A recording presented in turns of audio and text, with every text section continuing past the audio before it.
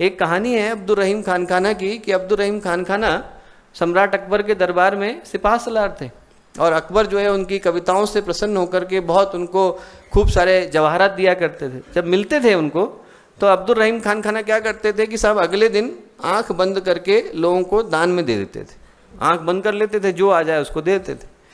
कवि गंग उनसे मिलने के लिए पहुंचे, कवि गंग मिलने के लिए पहुंचे तो उन्होंने देखा कि साहब अब्दुल रहीम खान खाना दे रहे हैं, और दे रहे हैं तो क्या हो रहा है कि एक व्यक्ति एक जो लगा हुआ था व्यक्ति लाइन में, याचक भिखारी, वो एक बार लेकर के गया और 8 बार दोबारा लेने आ गया। एक बार हीरा ले गया, दूसरी बार कुछ और ले गया, ऐसे करके बार बार आ रहा था। उसको लगा कि साहब अब्दुल रहीम खान खाना तो देख नहीं रहे, एक बार ले लो चाहे 8 बार ले लो। तो कवि गंग ने कहा कि इसके सामने बोलना अच्छा नहीं लगेगा, सामने टोक करके बोलना अच्छा नहीं लगेगा। तो उनने कविता में अब्दुल रहीम खान खाना को कहा, उनने कहा साहब कहाँ से सीखी नवाब जो, नवाब साहब कहाँ से सीखा ऐसी देनी देन, देने का ऐसा तरीका। बोले देने का ऐसा तरीका नवाब साहब आपने कहाँ से सीखा? जो जो हाथ ऊपर उठे त्यों त्यों नीचे नैन, हाथ तो आपके ऊपर जा रहे हैं, दान दे रहे हो आप, आंखें बंद कर रहे हो, ऐसा तरीका तो मैंने कहीं देखा नहीं। तो अब्दुल रहीम खान खान ने कविता में जवाब दिया, देनहार कोई और है जो देता दिन रहे, देने वाला तो वहां बैठा है, वो दे रहा है सबको दिन रात।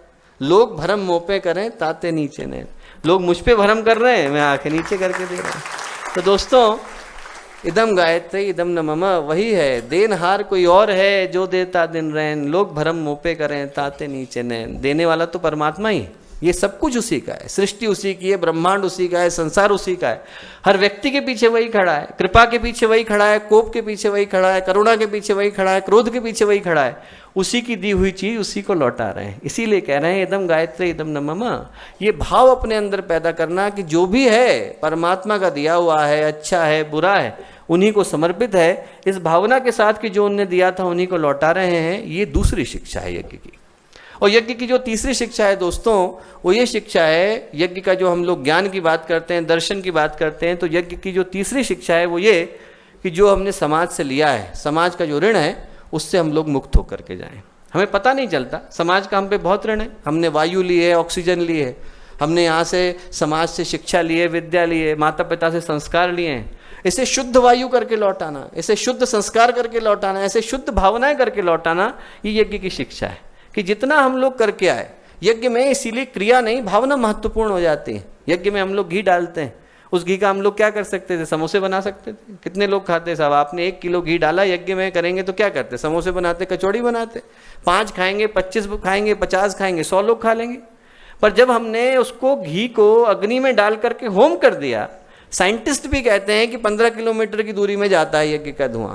इतनी दूरी में जितने लोग गए उनके प्राणों को इस यज्ञ के धुएं ने पुष्ट किया, उतने लोगों के आयुष्य को इस यज्ञ के धुएं ने बढ़ाया। हमने उस घी को जब यज्ञ के अंदर होम कर दिया तो हमने उसे वायुमंडल का हिस्सा बना दिया। सारी दुनिया में पहुंचेगा, जहां जाएगा वहां व्यक्ति के प्राणों को पुष्ट करेगा, शरीर को निरोगी करेगा, मन को अच्छा करेगा, हजारों लोगों पर इसका प्रभाव पड़ेगा समाज के ऋण से मुक्त होने के लिए। ये जो भावना है कि जितना हम लोग लेकर के आए यहाँ पर, इसीलिए भगवत गीता में भगवान श्री कृष्ण कहते हैं कि 2 तरीके का यज्ञ चल रहा है।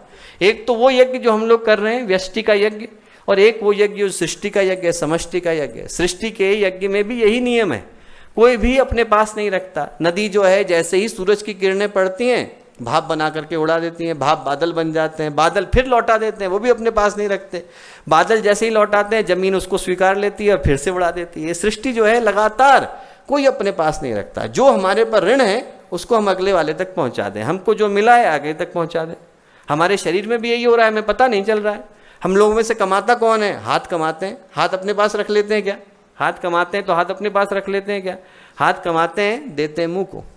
मुंह अपने पास रख लेता है कि नहीं साहब मैं ही खाऊंगा अकेला, आज तो मैं ही अपना सब लेकर के बैठूंगा, ऐसा मुंह नहीं करता। मुंह उसको उठा करके आगे आंतों के पास भेज देता है। आंत उसे अपने पास रख लेती है क्या? आंत उसे पूरे शरीर में बांट देती है।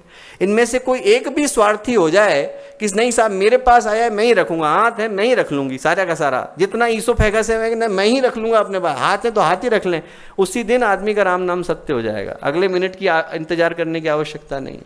दोस्तों इनमें से कोई भी एक स्वार्थी हो जाए तो वहीं पर यज्ञ की प्रक्रिया समाप्त हो जाएगी, पूरी सृष्टि का चक्र गड़बड़ा जाएगा। स्वार्थी नहीं होना, जो समाज से मिला है, समाज के ऋण से मुक्त होना, ये यज्ञ की तीसरी शिक्षा है। यज्ञ की तीसरी शिक्षा यही है दोस्तों कि जो हमें मिल गया है हम वापस लौटा दें। आप लोग